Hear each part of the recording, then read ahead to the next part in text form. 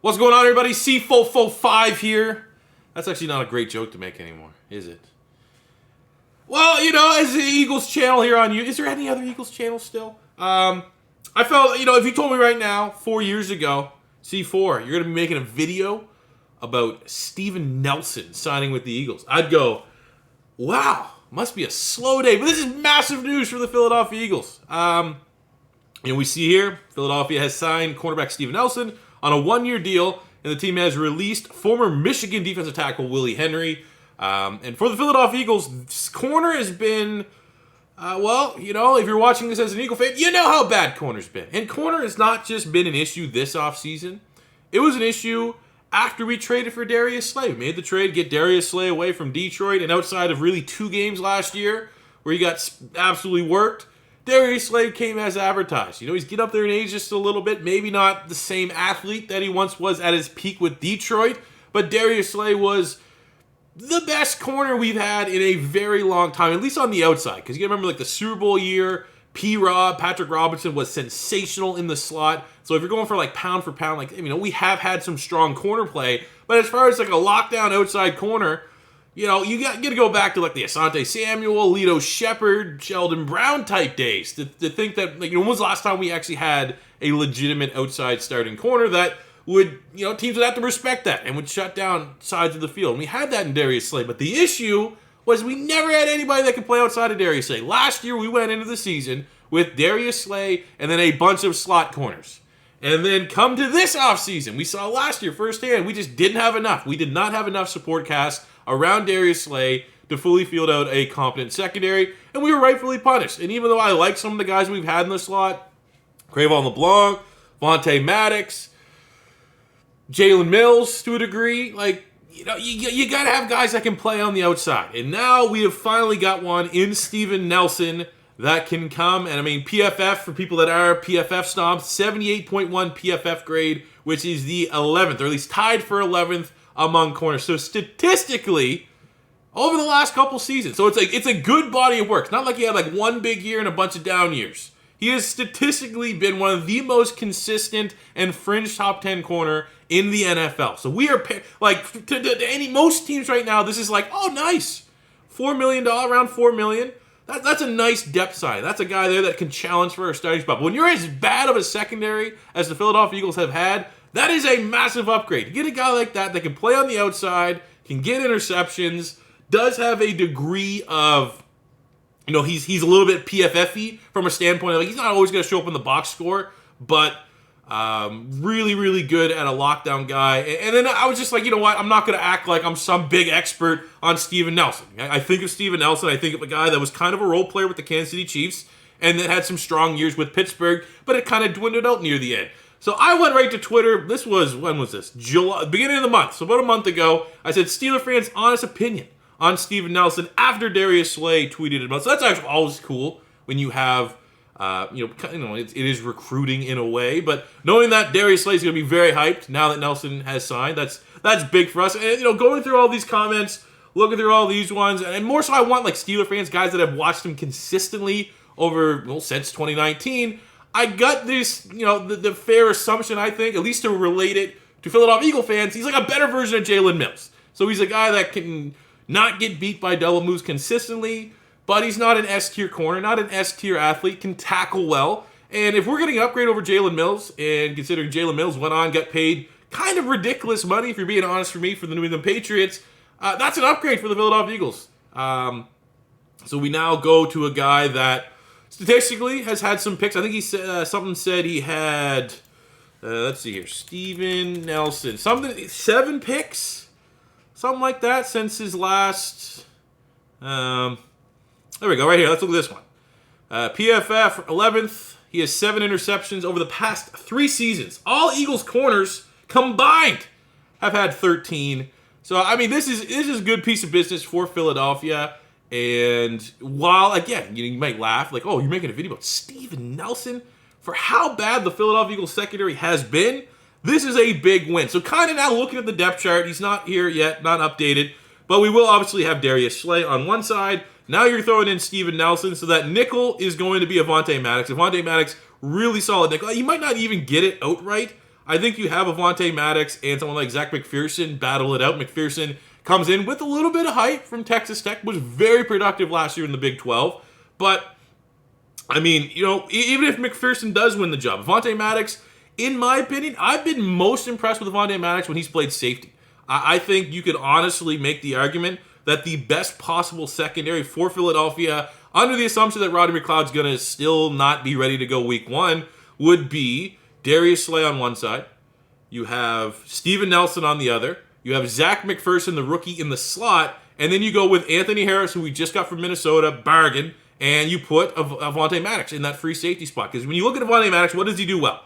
He's okay at tracking the football for a guy that's a little bit undersized, but because he's undersized, very good straight line speed and has insane hops. So having that kind of range and versatility and athleticism at safety when you compare it to someone like Anthony Harris, who's not an S-tier athlete by any means, I think you get a better,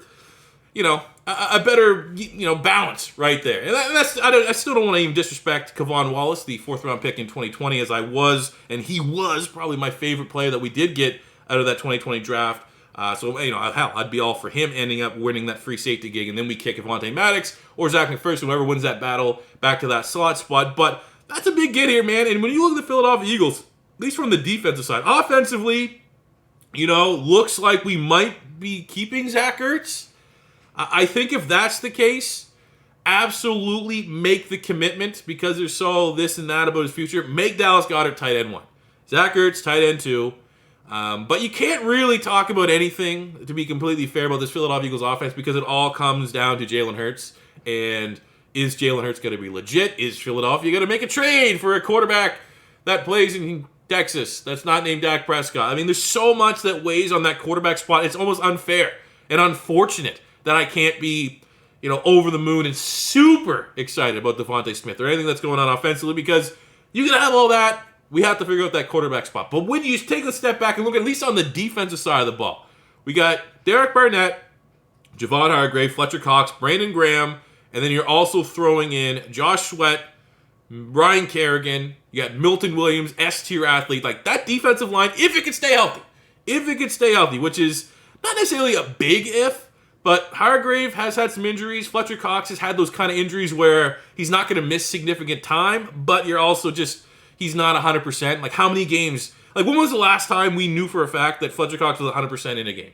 So that's unfortunate. But generally speaking, having a hungry Derek Barnett who wants a big-time money contract, like, that D-line is solid. That is going to be one of the better straight-up defensive lines in at least the NFC.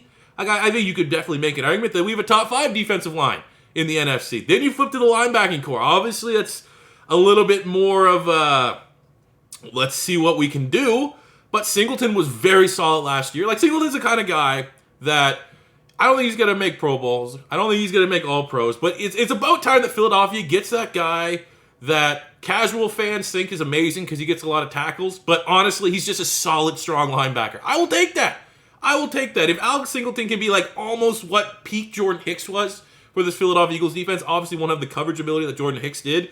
But from a run defense, from a blitzing standpoint, if we can have that, you get Eric Wilson coming over from Minnesota, the yin and the yang.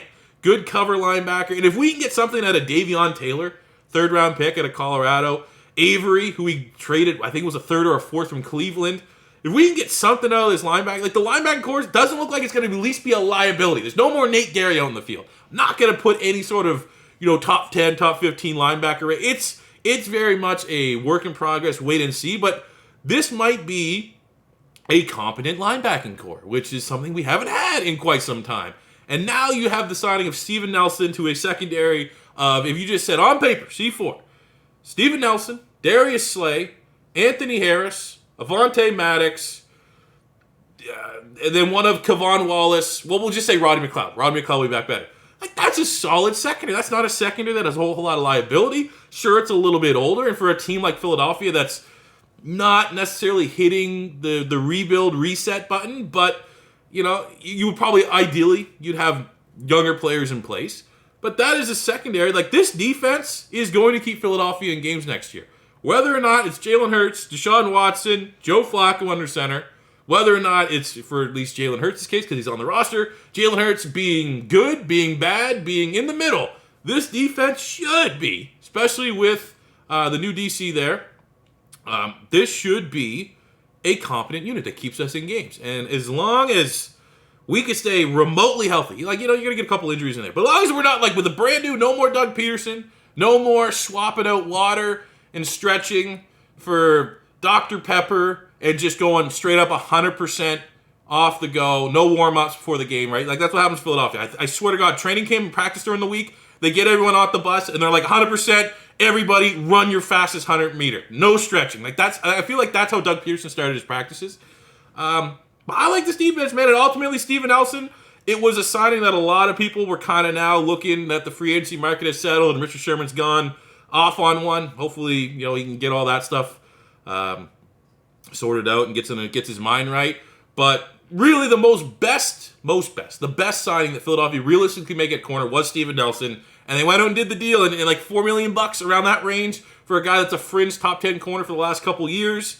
And obviously that's fringe PFF top 10 corner, because I don't think anyone in their right mind would have Steven Nelson. Right now, if you went on Twitter naming your top 10 corners in the league, I don't think one would have Steven Nelson there. But from a that's good for us, man. I'm fine with that. I'm happy with that. I think you guys should be too. Let me know how you think about that Steven Nelson contract and the signing, and what do you think he's going to bring to this Philadelphia Eagles defense in the comment section below. That'll do it for me today, guys. Thank you for watching. As always, your first time stopping by, and you like the Eagles content, feel free to hit that subscribe, because we're going to be doing a lot of Eagles content. I have been thinking about branching out a little bit. It's just, I don't know. If I ever made a second channel, it would be an Eagles-only channel. I'm a big fan of Arsenal Fan TV, and I would love to do something like that for the Philadelphia Eagles. But also, I think for something like that to work, I'd have to be like on location for a lot of Eagles games.